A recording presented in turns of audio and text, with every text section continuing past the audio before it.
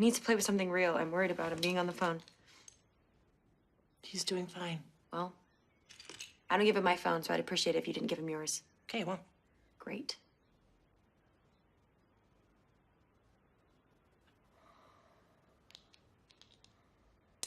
I just want him to connect with something. Joy. Joy. He's really doing fine. I don't know what's wrong with me. I'm supposed to be happy. You just need to rest, okay? No, I don't. I don't need to rest. That's what the doctor That is not what the doctor said. You don't know what he said because it was a confidential conversation and you don't know what he said. All right. I feel like you're impossible to talk to right now. Oh, sorry. Well, no, you're not sorry. Yeah, I'm not sorry. You have no idea what's going on in my head. Yeah, well, try me. I have asked you. And then what? Then every time you look at me, that's all that you see? When I look at you, Joy, I will see my daughter. Hello, everybody. I'm Peter Travers, and welcome to Popcorn, where we tell you what is happening at the movies, and there's a happening right now called Room. It is a movie about a mother, a 5-year-old, in a room, which sounds kind of sweet and not threatening, but this movie has something more going for it, and it has an amazing performance in it from my guest today, Brie Larson, who will tell us what's going on in that room, won't you, Brie? Certainly. Welcome. Would you like me to Welcome. tell you about it? I want you I'll to. explain I bet it no to one's asked you you. that question. Not one person. Has you ever are the said first it. one. What's going on in the room? What's happening in here? What's going on? It's a small room. It's a small room, a 10 by 10. Yeah. Yes. Yeah. And it looks rather sparse. Mm-hmm. When the movie opens, it's my son's 5th birthday, and I look like sort of a haggard young mom. And as the story sort of unfolds, you think perhaps we just live in poverty in a small apartment, but then you realize that, in fact, I was kidnapped at 17, and I've been held captive in this room for the last 7 years. Mm-hmm. And this boy is the product of my captor. This is not only a good movie, it's one of the best movies that anybody can see right now. That's very nice. You are terrific in it. Jacob Tremblay, your co-star. I don't know where this child can just pop up and be that amazing in a movie. I know. It had to be you. I'm not going to take credit No, for you him. had to do a little. You know, I remember I you in had to- Short-Term sure, I had 12. to help. You took care of these at-risk Yeah. teenagers in that.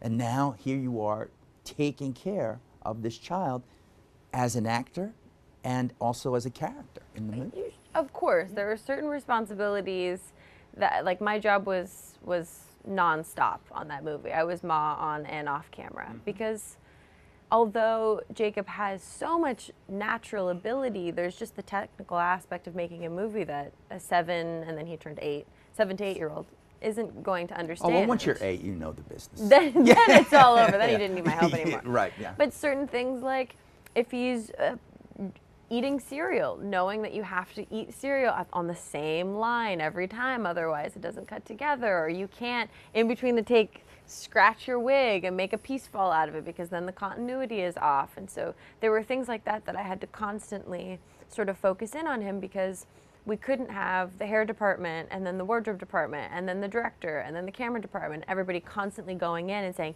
hey, Jacob, remember this, I remember this, I remember this. It's too overwhelming.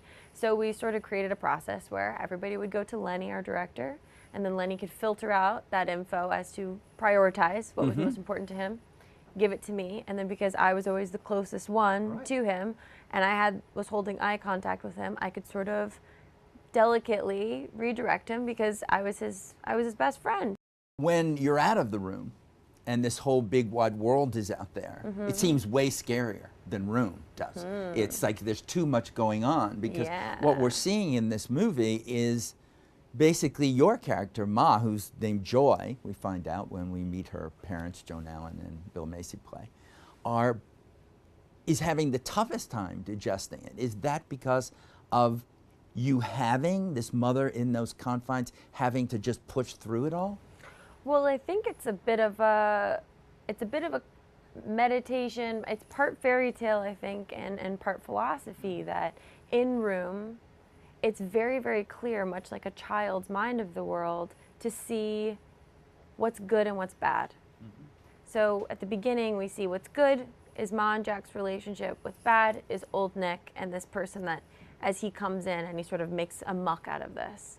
So that's what we do as a kid. It's very easy to go, oh, that's a good person, that's a bad person, and this is how we do things every day. But then when you grow up, life becomes more and more complex and morals become more confusing and more blurred, and it's not so clear cut. And so then once they're out in the world, you start to see that complexity. You start to see that, oh, it's not so simple as good and bad. Because even Ma, who is so perceived as almost good at the beginning, suddenly doesn't want to be good anymore, and feels frustrated by that role. And the world is filled with people that are complicated and full of contradiction, and that life moves really fast, and we're all trying, but we're kind of missing each other at certain moments and are acting out in ways that we don't always wish that we would be acting out from, but it just happens. And so you're watching from this child's perspective for most of it. You get to see the world for the first time in its magnitude, and in how beautiful and robust it is, and how it's filled with just so much stuff. It's filled with so much goodness, it's filled with so much badness, it's filled with that at the same time, and that it never stops. It just keeps going. What goes on? Did you get help from people who were trauma specialists doing this? Yeah.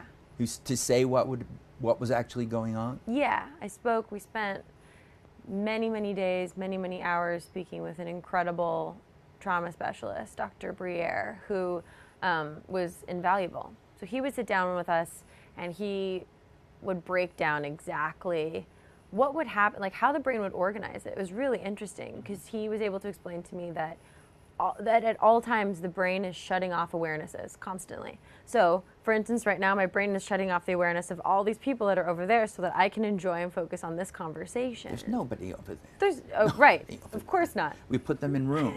Right. So, to relate it back to room, in order for Joy to be able to be in the moment of that situation and be Ma to her son, she has to shut off the awareness of the confines of that space. She has to shut off the awareness of the sexual abuse and the lack that she has. And so it wouldn't be until she's out of room and with her mom and in a safe place that's when the brain sort of goes, remember this thing, remember that, and that's when she's really coming to terms with what happened to her. And then we also had to speak with doctors and nutritionists about the effects of lack of vitamin D and not having a toothbrush, not having a hairbrush, not having any sort of soaps. Like, what happens to the teeth? So how did you achieve that? Did you decide, I'm never going outside, I'm never, Yeah. Really? Yeah. That's what you did. You just said, okay, this haggard look is not CGI, I'm going to get it. Exactly. Don't wash your face, stay out of the sun. I started working out because I figured because she was an athlete before, and then because she's gone through a pregnancy and has carried a baby for a while, and then has this routine of exercise with her boy every day, because little boys have a lot of energy and it's a small space, and so you have to find ways to exert that energy. So I wanted her to have a little bit of muscle despite having such little nutrition, and I also felt like even though there's so much about her appearance that looks worn down, I thought if there was a little bit of muscle to her, it would give this immediate reaction that this was somebody who had not given up. This was someone who wasn't wasting away completely. Now, you have no experience of that. You're not a mother, right? But I read somewhere that you and your mom and your sister lived in LA in a small place. Because it wasn't as small as room, I'm assuming. No, I think it was probably, it's tough to remember because I was like 7, so space is hard to, spatialization is weird at 7. But it didn't seem confined? It was small. Yeah. It was small in its size. It was small enough that there was no room for a bed. The bed was like a Murphy bed. It came out of the wall, and if the bed was down, then there was no room for anything else. And we had like a couple pieces of clothing each, and I think my sister and I each had like a toy. A toy? Yeah, and we lived off of like instant noodles and like cans of beans, like very cheap, simple things. But I never felt like I was lacking in any way. Like it's the time that we still look back on as the time of our lives. I felt so much freedom. My mom was not working. She was just our mom, so I had her all to myself. And my mom has an incredible imagination. And so everything was a game, everything. And the Murphy bed popped up and there was a mirror on the back of it. And the mirror was so cool because I could like dance and I could see myself and we could bounce around on the bed. The whole floor was a trampoline. Like there was so much to it that I really felt like I was the luckiest kid in the world. And there was one memory part of it though, that I hadn't remembered until right before we started shooting Room, which was the memory of the three of us, me and my sister was about 3 or 4, me and my little sister and my mom would all sleep in that bed. And I remembered waking up, hearing my mom in these choking sobs, and she was covering her mouth so we wouldn't hear. And I knew that I wasn't supposed to hear it and that I wasn't supposed to talk about it. And I never brought it up to her until I remembered this about, a month before shooting.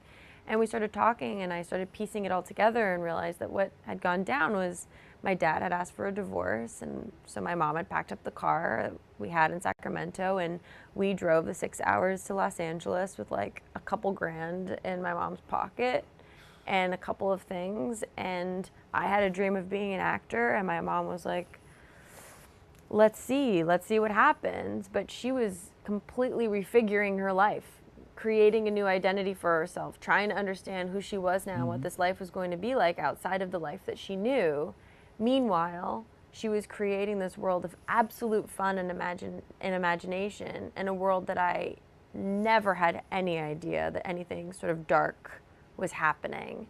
And so because I had that strong memory, I realized that I had a personal way into the story, and a way that I knew that this was universal and could be justified, that there is a way to make a space that's this small feel like it goes on in all directions forever. But Brie, I have to inform you now that everything that I've read about you and your performance in this, they use the word all the time, that Brie Larson is skyrocketing to stardom. Skyrocketing. Despite the fact that you've been working so long. What were you, 2? I don't know what it was. I was 6. You were 6 when it started. Very close to 2. So you would have every right to be one of those, puff child stars. Yeah, for sure. Yeah, I've had all this. So what happens when, after a career that you've had, this seems to be the first time that people are saying, Brie Larson skyrocketing? Well, it's fair because I didn't really, even though I've basically been auditioning my entire life. I started working maybe 2 years ago. So it's very fair for people to say that I've just broke out on the scene, because in a way I have. You were a Disney star. I was not. I did were. one Disney Channel movie, and That was suddenly it. it's turned into a whole thing that I was had a Disney career. I just did a drag racing movie when I was 11, which was, at 11, very cool. I got to learn how to drive a drag car. Not many people can say that. That's what I don't mean. see many Super cool. people who say I did a drag racing movie when At I was 11? 11. No, it doesn't I happen. was driving, 50 miles per hour at 11. That's pretty cool.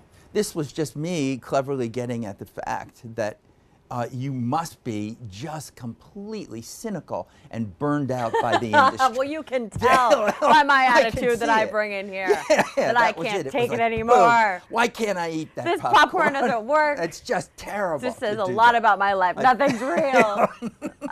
No, I'm not cynical at all. No. I think that the cool thing about my job is that you have to have a robust life and tons of experience. So all of the pains and all of the no's and all of those things that make the industry sort of hard and take a long time, if you can kind of create the right perspective about it, are the things that end up helping you in the end. Because something like Room, there's no way that I could have played this character had I not experienced pain myself. It would be impossible. I mean, I've seen you play a lot of different parts, despite the fact that those people have you skyrocketing from nowhere. You've done a lot of different things. And recently, they could have seen you as the younger, much wiser sister of Amy Schumer in Trainwreck. That's true. And then there's the rock star part of you. Yeah. Scott Pilgrim, come Yeah. on. You Come were on. Envy Adams. I in was. that. You were Envy I was. Adams. That's true. You've just done, nobody knows who you are, do they? No, No. most people think that, if I get sort of recognized, let's say I'm checking out at Trader Joe's, usually the person will be sort of beeping the stuff, and they're like, Did we go to college together? Yeah, did we? No. No. Are you friends with my cousin? Yeah. No. No. This is your first time on the show, so we're delighted. But so I'm you don't delighted know as well. that it always ends in song, and you are indeed a musician. Okay, so what? Well, it could be any- Is there going to be lyrics bouncing behind us, or No, because I know you had one CD, but then it's very mysterious what's going on with your musical career. Yeah. We're going to keep it that way. No, it shouldn't be. Why would you? We're going to keep that mysterious until later. You know, it's got. But today I have to hear something. Maybe you sang something to Jacob when you were just between takes. Oh, that was just something very simple. No big rock. Am I singing? Or are epic. we singing it together? Well, I won't know it, but if I do know it, I will sing it. We sang a lot of I'm not Jackson afraid. 5. Really? Yeah. Well, start one and then. I'm trying to think of the one that he was saying to me. A, B, C, as easy as 1, 2, 3.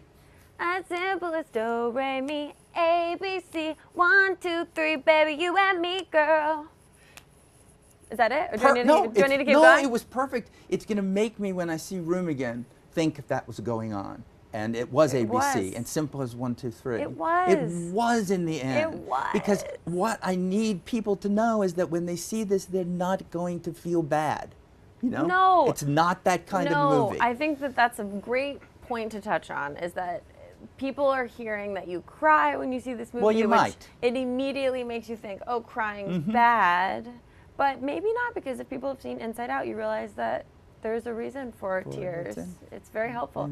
But the tears actually from this movie are coming from the feeling of love, like really feeling love and closeness and the importance of love in this life, and that it helps you get through very dark things. Well, that's perfect. So we leave you on a note of love and closeness, and the next time you're here, we'll go to the opposites of Sounds those things. great. We will do that. Thank you. Thank Brie. you. Thank you so much. Thanks. Yeah.